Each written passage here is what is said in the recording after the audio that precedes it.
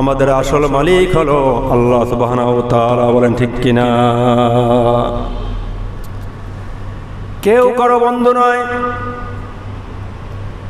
এই দুনিয়ার যে মুসিবত, যে বিপদ দেখবেন, কোনো যদি বিপদ হয়, কোনো যদি মুসিবত আসে, ওই মুসিবত এবং ওই বিপদ প্রটেক্ট দেওয়ার জন্য আমরা যাই না তাই করে বেড়াই। বলেন ঠিক কিনা? আমরা ছোটখাটো বিপদ হলে, বিপদ অনেক ধরনের হতে পারে। যেমন আমি এক্সাম্পল দিচ্ছি আপনার বোঝানোর জন্য, ভালো করে খেয়াল করবেন, ভালো করে কান দিবেন। এই মসজিদে যখন আলোচনা করি তখনই নামাজ শুরু করে দেয়। আপনি যখন আলোচনার মধ্যে নামাজ পড়বেন, তাহলে আপনি আগে আসেন না কেন? আপনি আগে এসে আপনার নামাজ সম্পন্ন করেন, তারপর আপনাকে কাবলাল দুমা পড়ার সময় দেওয়া হয় কিনা? বলেন ঠিক কিনা? আপনার যখন কাবলাল দুমা তখন পড়ার সময় দেওয়া হয়, আলোচনার মধ্যে যদি আপনি নামাজ পড়েন, মুসল্লি হলো একজন দুইজন, আপনি যদি নামাজে মশগুল হয়ে যান, আমি কার জন্য আমি বয়ান করব? বলেন ঠিক কিনা? আমি বিনয়ের সাথে অনুরোধ জানাবো, আপনার নামাজ পড়তে হয়, আপনি আগে আসেন। যখন বয়ান শুরু হবে, আপনি আপনার নামাজ বন্ধ করে দেন, পরে পড়েন, আপনাকে সময় দেওয়া হবে। হ্যাঁ, আপনার নামাজ পড়তে ইচ্ছা করে, আপনি আগে আসেন। আপনি আদানের আগে এসেও তো আপনি নামাজ পড়তে পারবেন, সময় নাই, সমস্যা নেই। কারণ 11:50-55 কি হয়, আপনার জোহরের সালাত মানে জুমার সালাত কি প্রারম্ভ হয়, শুরু হয়, আপনি আগে এসেও পড়তে পারেন। আমি এই জন্য বোনের সাথে অনুরোধ করবো, আমি দেখতে পাই, আমি প্রতি জুমাই দেখি, যখনই আলোচনা করি ডানে বামে পিছনে এসে এরা নামাজ পড়া শুরু করে। এতে কি হয়? আমার বিঘ্ন হয়। মুসল্লি যদি না থাকে, কার উদ্দেশ্যে বয়ান করবো বলেন? খালি মাঠে আপনার বলকে ইচ্ছে করবে? যদি সামনে কেউ না থাকে আপনার বলার ইচ্ছা করবে? এমনি কথা আসে না, কথা যতটুকুই বলি, যদি আপনারা মশগুল থাকেন অন্য চিন্তা, অন্য ইবাদতে, তাহলে আমার কি আলোচনা মুখে আসবে না। যাই হোক, মহান রব্বুল আলামিন আল্লাহ সুবহানাহু ওয়া তাআলা আমাদেরকে যে বিবেক দিয়েছে, যে সামর্থ্য দিয়েছে, যে সময়ে আমরা কাজে লাগাবো, ওই সময়টা আমরা অসময়ে এসে কাজে লাগানো আমরা শুরু করি। বলেন ঠিক কিনা? যথাযথ সময় আপনি লাঞ্চ করবেন দুপুরে। লাঞ্চ কখন করে? দুপুরে লাঞ্চ করে। আপনি লাঞ্চ যদি দুপুরে না করেন, এই লাঞ্চ যদি আপনি ডিনারে করেন, তাহলে আপনার বলেন আপনার শক্তি থাকবে কিনা? আপনার শক্তি সামর্থ্য আপনার থাকবে না, আপনি কাঁধে মন দিতে পারবেন না। আপনি এভাবে যদি আপনি ডিনার যদি করেন মর্নিং ব্রেকফাস্টে, আর ব্রেকফাস্ট যদি করেন লাঞ্চে, আর লাঞ্চ যদি আপনি করেন ডিনারে, তাহলে কখনই আপনি সুস্থ থাকবেন না। কি হয়ে যাবেন? আপনি অসুস্থ হয়ে যাবেন। এভাবে যদি আপনি আজকে ডিনার যদি আগামীকাল ডিনার করেন, আজকে লাঞ্চ যদি আপনি এক সপ্তাহ পর করেন, তাহলে আপনি কখনই বেঁচে থাকবেন না। লাঞ্চের সময় লাঞ্চ করতে হবে, ব্রেকফাস্টের সময় ব্রেকফাস্ট করতে হবে, ডিনারের সময় আপনার ডিনার করতে হবে। বলেন ঠিক কিনা? আল্লাহ সুবহানাহু ওয়া তাআলা আপনার নামাজ ফরজ করেছে 8 বছর বয়সে। আপনি 8 বছর বয়সে সালাত নামাজ ধরলেন না, ইবাদত ধরলেন না, আপনি ওই ইবাদত শুরু করলেন 40 বছরের পরে। এই যে জীবন থেকে 30টা বছর আপনার অতিবাহিত হয়ে গেল, এই সময়টা আপনি আল্লাহর কাছে কি জবাবদিহি করবেন? বলেন ঠিক কিনা? আপনার সময় এসেছে ইবাদত করার, আপনি ইবাদত করলেন না। এখন দেখেন বৃষ্টির সময় কি করে? বীজ রোপণ করে। বীজ রোপণ না করে তাহলে সে কিভাবে আপনার ধান উৎপন্ন করবে? দেখবেন ধান দেওয়ার পরে বীজ হয়, ওই বীজ করে বীজ আবার রোপণ করে। শুধু বীজ রোপণ করলেই হবে না, ওই বীজ রোপণ করার পরে যথাযথভাবে আপনার কি করতে হবে? দেখাশোনা করতে হবে। কখন আপনার ঔষধ দিতে হবে, কখন সার দিতে হবে, ওই সঠিক সময় আপনার সার দিতে হবে, সঠিক সময় কি আপনার পানি দিতে হবে, আপনার সঠিকভাবে আপনার ওইটা রক্ষণাবেক্ষণ করতে হবে। আপনি ধান দিলেন, আপনি যত্ন নিলেন না, তাহলে আপনার কঠিন কালেও আপনি ওই ফসল ঘরে আনতে পারবেন না। যদি আপনার ফসল ঘরে আনতে হয় তাহলে আপনার সঠিকভাবে আপনার ওই জমিন কি করতে হবে, রক্ষণাবেক্ষণ করতে হবে। আপনারা তো আল্লাহ সুবহানাহু ওয়া তাআলা আপনার জৈবন দিয়েছে, আল্লাহ সুবহানাহু ওয়া তাআলা আপনার শক্তি সামর্থ্য দিয়েছে, আপনি সঠিক সময় আপনি সেটা কাজে ব্যবহার করলেন না। আপনি ব্যবহার করলেন 40 বছর পরে দেখেন আপনার এখানে কি বলা হয়, সরকার যখন বলে 20-এ বুড়ি নয়, কি বলে 20-তে বুড়ি নয়, 20-এর আগে বিয়া নয়। দেখেন আমি একটা বাস্তব একটা ঘটনা বলি। আমি যখন আলিয়াতে যখন আলেমে যখন ভর্তি হয়েছি তখন আমরা দেখতাম বন্ধু বান্ধব, ছোট্ট একটা মেয়ে দেখলাম এই তো স্বাস্থ্যবতী কেন, এই মেয়েটার পেটটা এত বড় কেন, বয়স হতে পারে আনুমানিক 10 বছর হতে পারে, এর বেশি নয় আমার যেটা ধারণা, আমার বিয়েকে যেটা আসছে। কয়েকদিন পরে শুনি ওই মেয়ে প্রেগনেন্ট, বলেন নাউযুবিল্লাহ। এখন বর্তমানে চিন্তা করেন, যেই মেয়ে 10 বছর বয়সে প্রেগনেন্ট হয়, যেই মেয়ে 10 বছর বয়সে সময়ের কারণে সময়ের প্রাককালে আপনার কি হয়, সে আপনার সন্তান সম্ভব হয়ে যায়। ওই মেয়েকে যদি আপনার 20-এর পরে বিয়ে দেন তাহলে আপনি বলেন ওই মেয়ের অবস্থা কি হবে। এই জন্যই অনেক হাসপাতাল দেখা যায় যারা সন্তান পয়দা হয়, যারা সন্তান কি বলে মেরে ফেলা হয়। আপনার দেখেন এই জন্যই আমি বলি 20-এর আগে বিয়ে হয়, 20-এর আগে কখনই কেউ বুড়ি হয় না। যারা দেখবেন এই নিয়মটা, যারা এই আইনটা যারা প্রয়োগ করেছে, যারা বাস্তবায়ন করেছে, খোঁজ নিয়ে দেখেন, আমি নিজে খোঁজ নিয়ে দেখেছি, যারা 10-12টা বিয়ে বসেছে, তালাক প্রাপ্তা, স্বামীর সংসার করতে পারে নাই, যারা দেখবেন হোটেলেই সময় কাটায়, বিভিন্ন দেশে গিয়ে সময় কাটায়, তারা এই আইনটা প্রণয়ন করেছে। দেখবেন আপনি এই কয়েকদিন আগে আপনার একজন বিয়ে করেছে, একজন আলেম, তার বিয়ে নিয়ে কত না করেছে শাহবাগ মন্তরে। অথচ দেখেন এই বাংলাদেশে হাজার সন্তান পয়দা হয়, বলে ঠিক কিনা? এত তার সন্তান পয়দা হয়, এদের ব্যাপারে কোনো কথা হয় না। অথচ দেখেন একজন বিয়ে করেছে, যার বিয়ে দরকার, সে দ্বিতীয় বিয়ে করেছে, তার বিয়ে দরকার, তিনি নিজেই বলেছেন আমার দ্বিতীয় বিয়ে আমি কেন করেছি। তিনি তার শারীরিক সামর্থ্য অনুযায়ী তাকে মানুষকে বুঝিয়েছে, সাংবাদিক সম্মেলন করেছে, তিনি এই পৃথিবীকে জানান দিয়েছে আমার দ্বিতীয় বিয়ে করা দরকার। তারপরও তার বিরুদ্ধে সেই শাহবাগ চত্বরে এমন কিছু নয় বিভ্রান্ত না ছড়িয়েছে, বলেন ঠিক কিনা? এই হলো আমাদের মুসলমানদের অবস্থা, এই হলো আমাদের মুসলিম কান্ট্রি। অত্যন্ত বুদ্ধের বিষয়। আমি আল্লাহর কসম দিয়ে বলতে পারি, যেই মেয়ে সাবালিকা হয়েছে, যেই পুরুষ সাবালক হয়েছে, সে 20 বছরের মধ্যে বিয়ে করলো না, 25 বছরের মধ্যে বিয়ে করলো না, আমি 100% ধরে নিতে পারি সে 100% সে অপকর্মে লিপ্ত হয়ে যায়, বলেন ঠিক কিনা? কারণ হলো আপনার ক্ষুধা লেগেছে, আপনি খান না, আমার দেখে আপনি খান নাই, আপনার ক্ষুধা লেগেছে, আপনি আমাকে বুঝাচ্ছেন হুজুর আমার ক্ষুধা লেগেছে আমি খাবো না। এর মানে কি? আপনি মিথ্যার অস্পর্শায় নিয়েছেন। এর মানে আপনি অবশ্যই 100% আমার বাসায় গিয়ে খেয়ে এসেছেন, অথবা আপনি অন্য হোটেলে গিয়ে খেয়ে এসেছেন। আপনি আমাকে দেখাচ্ছেন আপনি না খেয়ে থাকবো, বলেন ঠিক কিনা?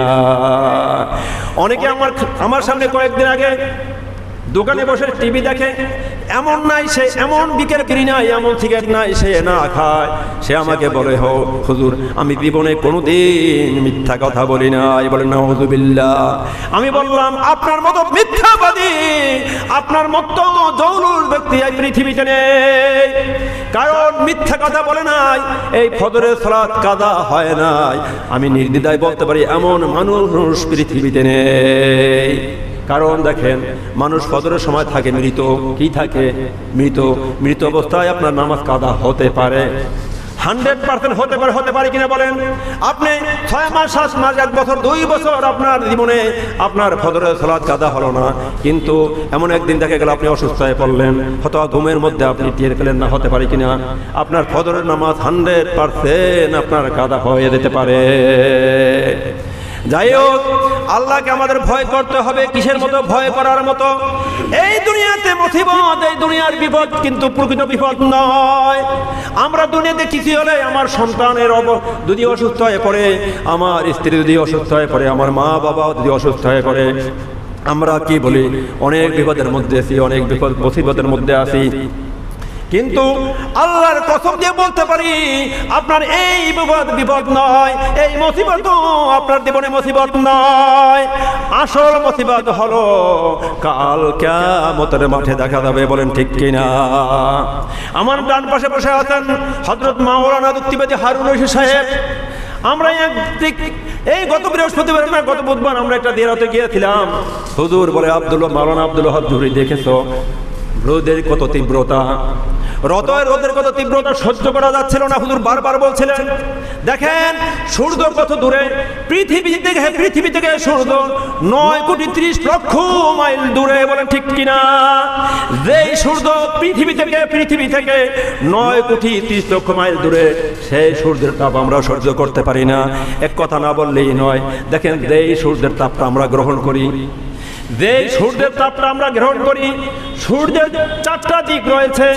যে দিকটায় সবচেয়ে কম তীব্রতা, কম গরম হয়, যেই সাইডটা কম গরম, সেই সাইডটা পৃথিবীর দিকে মুখ করে দেওয়া। বলেন ঠিক কিনা? যেই দিকটা সবচেয়ে তীব্র কম, গরম কম, যেই সাইডটা সবচেয়ে গরম কম, ওই দিকটা পৃথিবীর দিকে মুখ করে দেওয়া। অথচ দেখেন যেই দিকটা সবচেয়ে বেশি গরম, ওই দিকটা যদি পৃথিবীর দিকে দেওয়া থাকতো, তাহলে আমরা মনে হয় ঘর থেকে বের হতে পারতাম না। বলেন ঠিক কিনা? দেখেন সেই সূর্য, ওই সূর্য কাল কিয়ামতের মাঠে যেই দিকটা সবচেয়ে বেশি গরম হবে, যেই দিকটা সবচেয়ে তীব্র হবে, ওই দিকটা কাল কিয়ামতের মাঠে মুখ করে দেওয়া হবে। এবং সেই সূর্য থাকবে, কথা বলা হয়েছে 1 বিঘাত, কোথাও বলা হয়েছে 10-12 ইঞ্চি মাথার উপরে সূর্য অবস্থান করবে। বলেন সুবহানাল্লাহ। চিন্তা করে দেখেন 9,30,00,000 মাইল দূরে অবস্থান করে সূর্য। সেই সূর্যের গরম আমরা সহ্য করতে পারি না। আর দেখেন কাল কিয়ামতের মাঠে যখন মুসিবত বিপদ হবে, দেখেন 1 বিঘাত মাথার উপরে সূর্য থাকবে। ওই সূর্যের বলা হয়েছে, আল্লাহর হাবিব সাল্লাল্লাহু আলাইহি ওয়াসাল্লাম বলেছেন, সূর্যের ওই তীব্রতা এমন হবে মাথার মগজ টকবক গলে জমিনে পড়তে থাকবে। বলেন নাউযুবিল্লাহ। ওই মুসিবত হলো আসল মুসিবত, ওই বিপদ হলো আসল বিপদ। মহান রব্বুল আলামিন দেখেন সেই কালে, সেই মহান কালে মহান রব্বুল আলামিন যারা সময়কালে সময়ের মূল্য দেয় না, সময়ের ইবাদতের সময় যারা ইবাদত করে না, মহান রব্বুল আলামিন ওই অবস্থায় তাদের জন্য কি হবে চিন্তা ভাবনার বিষয়। বলেন ঠিক কিনা? এখনো সময় আছে, সময় ফুরিয়ে যায় নাই, আপনি সময়কে সদ্ব্যবহার করেন। মহান রব্বুল আলামিন কি বলেন ভালো করে খেয়াল করেন। আল্লাহ বলে, আল্লাহ সুবহানাহু ওয়া তাআলা সূরা মুনাফিকুনের 9 নম্বর আয়াতে আল্লাহ সুবহানাহু ওয়া তাআলা বলেন, ইয়া আইয়ুহাল্লাযীনা আমানু, হে আইয়ুহাল্লাযীনা আমানু, হে ঈমানদারগণ, লা তুলহিকুম আমওয়ালুকুম ওয়ালা আওলাদুকুম আন যিকরিল্লাহ। বলেন আল্লাহু আকবার। আল্লাহ বলেন, ইয়া আইয়ুহাল্লাযীনা আমানু, হে ঈমানদারগণ, লা তুলহিকুম আমওয়ালুকুম, তোমাদের সন্তান এবং তোমাদের সম্পদ যেন কোনোভাবেই আল্লাহর স্মরণ থেকে বিচ্ছিন্ন না করতে পারে। কে বলছেন? আল্লাহ বয়ান করতেছেন, আল্লাহ ওয়াজ করেন, হে ঈমানদারগণ, তোমাদের যে সন্তান রয়েছে, সম্পদ রয়েছে, কোনোভাবেই যেন এই সম্পদ এবং সন্তান যেন আল্লাহর স্মরণ থেকে, আল্লাহর ইবাদত থেকে তোমাদেরকে কোনোভাবেই যেন গাফেল না করে।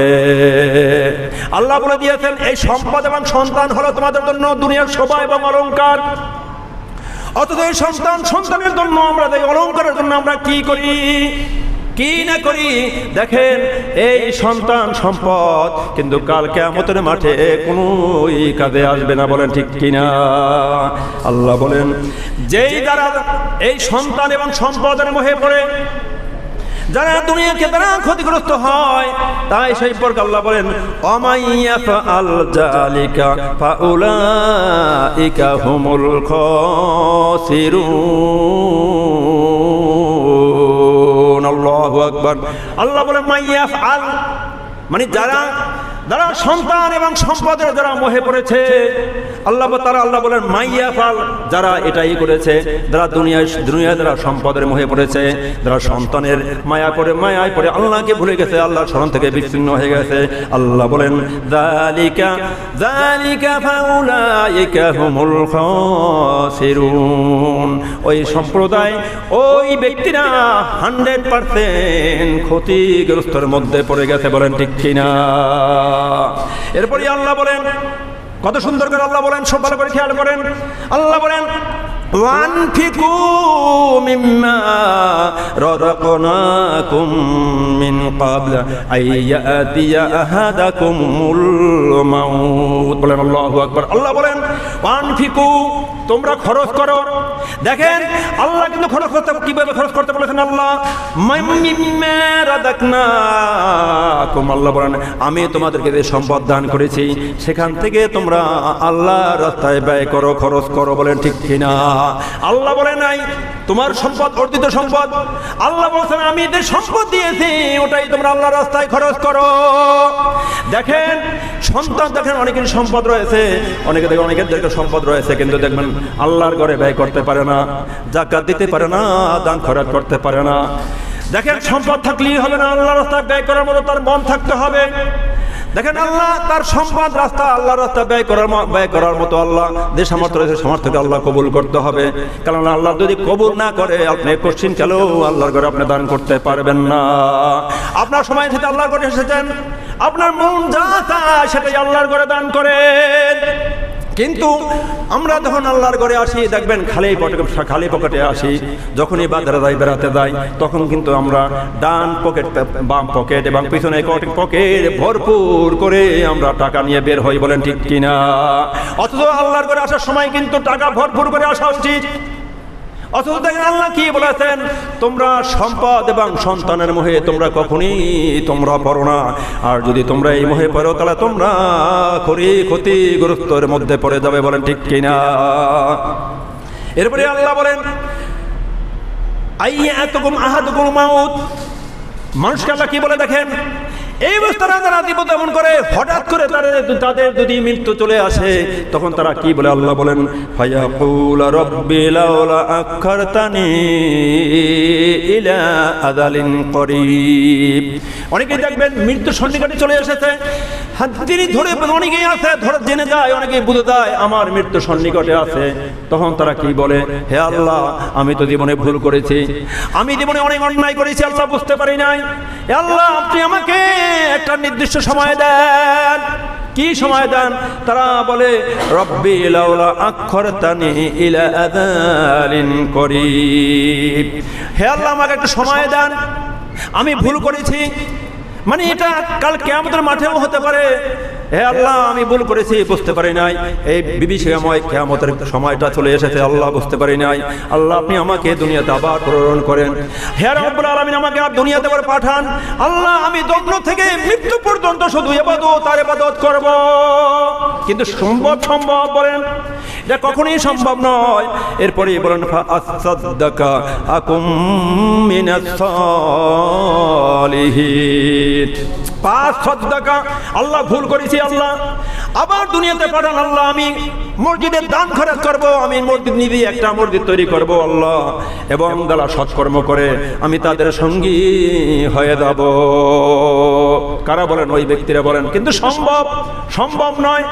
আল্লাহ আপনাকে সময় নির্দিষ্ট করে দিয়েছে, আপনার বুঝতে হবে আমি যে আল্লাহর ঘর মসজিদে এসেছি এটাই আমার জন্য জীবনের শেষ দিন হতে পারে। বলেন ঠিক কিনা? আল্লাহর কসম দিয়ে 100% আমি বলতে পারি, এমন কি পৃথিবীতে এমন কোনো বান্দা নাই, এমন কোনো মানুষ নাই, এমন কোনো প্রাণী নাই যে বলতে পারবে আমি এই মসজিদে এসেছি, এই মসজিদ থেকে আমি জীবিত হয়ে ঘরে ফিরতে পারবো। বলেন ঠিক কিনা? কেউ নিশ্চয়তা দিতে পারবে না। কেউ নিশ্চিত আমরা দিতে পারবো না।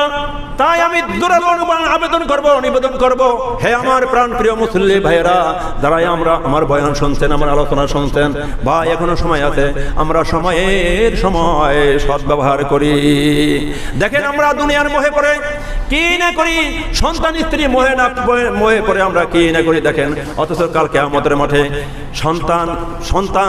সন্তান বাবার জন্য কাঁদে আসবে না, বাবা সন্তানের জন্য কাঁদে আসবে না, স্ত্রী স্বামীর জন্য কাঁদে আসবে না, স্বামীর জন্য স্ত্রীও কাঁদে আসবে না, এবং কোনো সম্পদ কারো কোনো উপকারেও আসবে না।